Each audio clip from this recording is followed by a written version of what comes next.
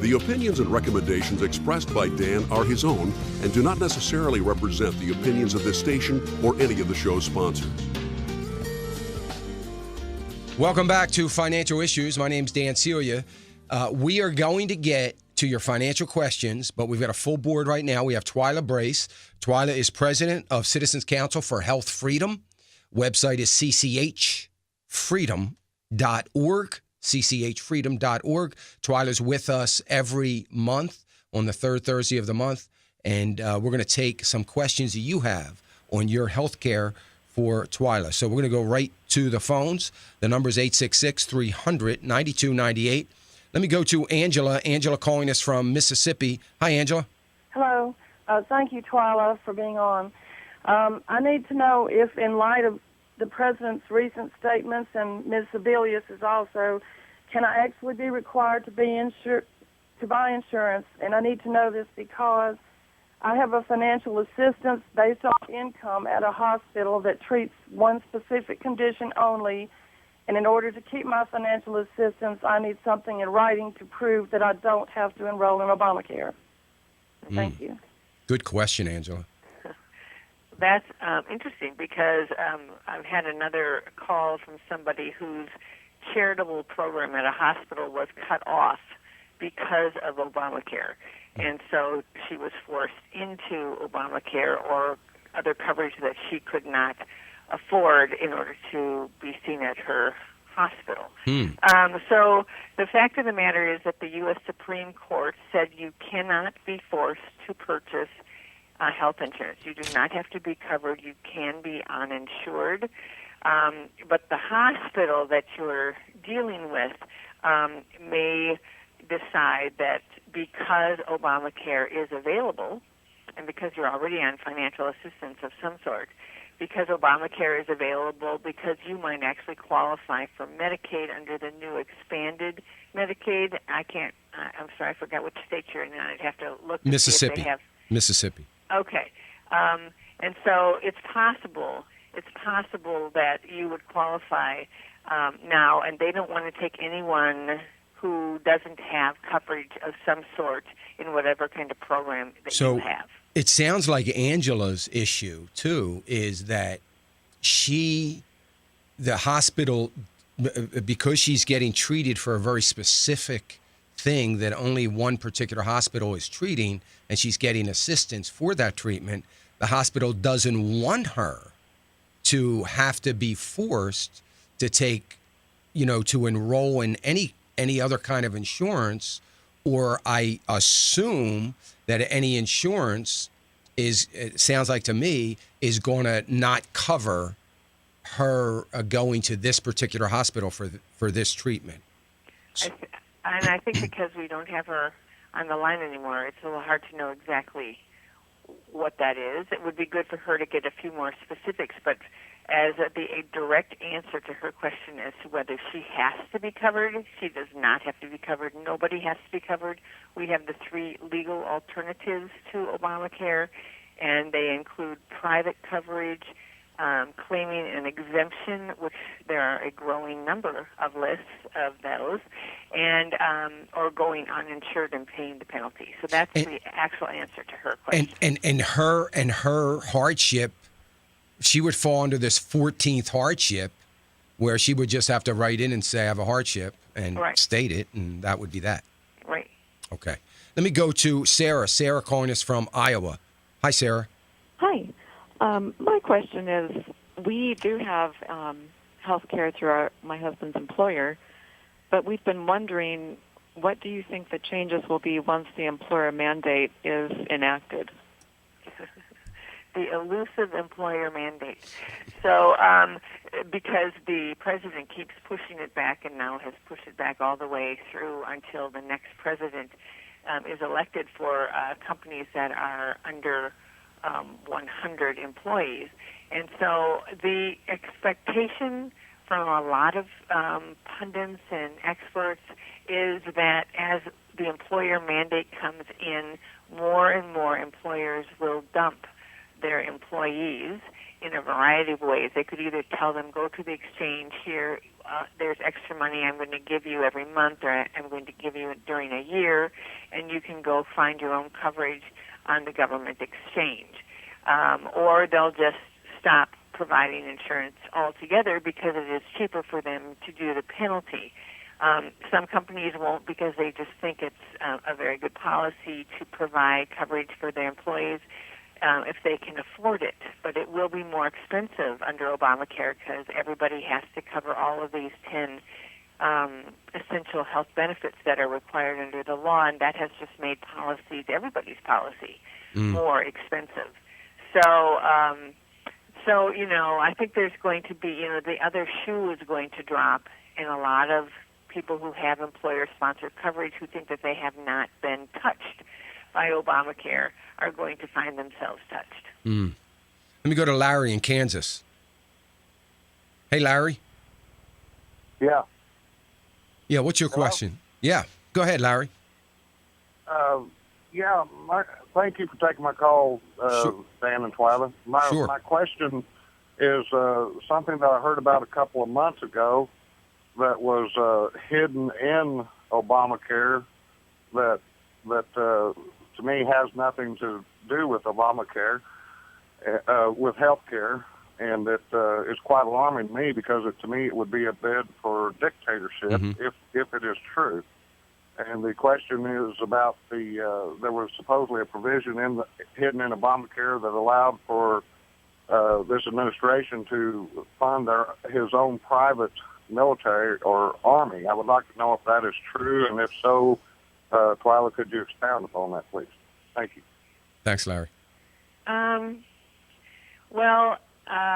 Not specifically. There are some new, I haven't actually talked about this for a while, and so I'm just trying to come up with the name of this, but it's essentially a new health corps, and more people who can be called upon by the government to provide medical care, and nothing has really much happened with this provision, and it's sort of been out of sight and not talked about a lot, so I'm not going to be able to expound on it, but there is a provision in there where the president could be able to call up more healthcare troops, as it were, to help, and then they would be more under federal government than under hospitals and clinics and that sort of thing. So it would be much more a public government thing than a private, and that did cause some angst during the whole enactment looking at that provision. So far, nothing has come out of it, and so there's not a lot to say about it at the moment. And I would say that the bloggers and others have had a field day with that provision, by the way. And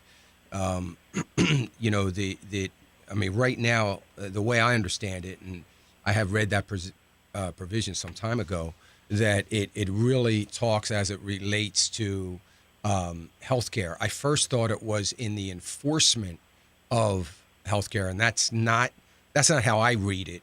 I read it as what Twila said. It is to call in federal healthcare workers to participate in this, and I kind of feel like it's almost irrelevant because at some point in time, if this continues, we're going to be socialized medicine. It's going to be federally owned and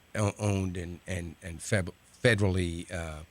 We're going to see lots of federal workers involved in it. I think the concern that a lot of us had about that provision is just, if the private workers were refusing to do certain things or were not acting the way the government thought they should be acting, that there was this ability of the federal government to start bringing a new cast and crew of federal workers to do their bidding, whether that was, taking over clinics or not prescribing certain medications that the private entities wanted to prescribe, or building separate clinics. It's kind of vague. Very vague. Yeah. Let me go to Joel. Joel in Virginia. Hey, Joel. Hey, good morning, Dan. Good morning, Paula. I thank you guys for what you do. Thank you. The two questions. One, the hardship revision ends in October of 2016, I believe. And so I kind of wanted to know, Since they just put it on ice for now, how's it going to, what kind of repercussions do you think that'll have in 2016? And then the question with that goes right along with it is, with that hardship provision, is there any small businesses that could claim that hardship provision because they're their own entity? Could they claim a hardship provision as well? Thanks, guys. Good question. Thanks, Joel. So just to be very clear, in the law itself, there are 9 exemptions to the mandate and to the penalty. There's actually 4 exemptions to the mandate to purchase coverage, and there are 5 exemptions to paying the penalty. So, for instance, American Indians are required to buy health insurance under the mandate, although the Supreme Court said you couldn't be required, but beside the fact. But they are exempt under the penalty. So, although they're required, they can't be penalized. So there are 9 exemptions, but then the last exemption of those 9 is called the hardship waiver, the hardship exemption. And there are now 14 hardship waiver exemptions.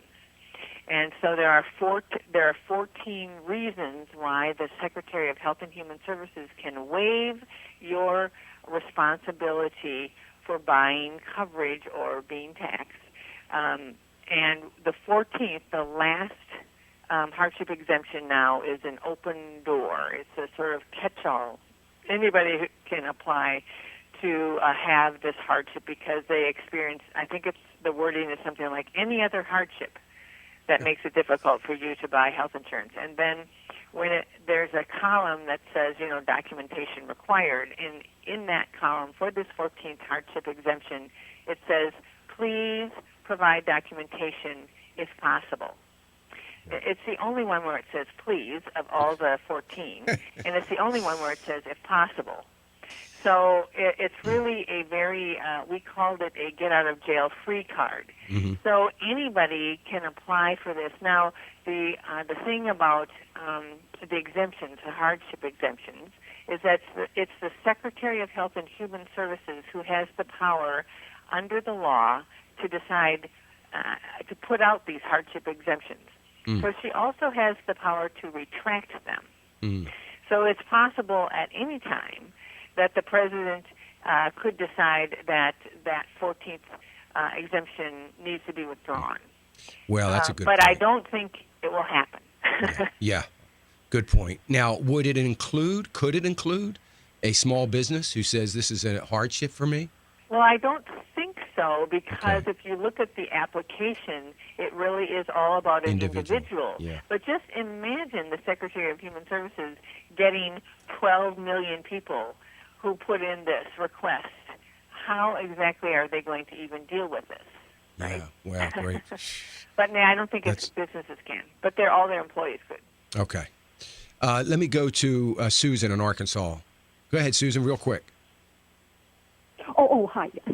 Thanks so much for taking my call. Sure. I know how the administration parses words on their legislation and laws and stuff. And in the most recent delay or setback that was at least announced last Friday was for people who had their insurance canceled. They now have until 2016 without penalty. Right. But my question is, if people have not had insurance because they couldn't afford it in the first place, am I correct in understanding that this most recent delay does not apply to them since they didn't have insurance that was canceled? They couldn't afford it in the first place. Am I correct in that understanding? That is correct, but I think that's why there's the 14th exemption, because it's for everybody else. So it's although they actually announced it at the end of December, and they announced that that anybody whose policy was canceled was exempt until that period, but they didn't really announce the 14th exemption. But it was on the application form. It had appeared on the application form. They didn't announce it.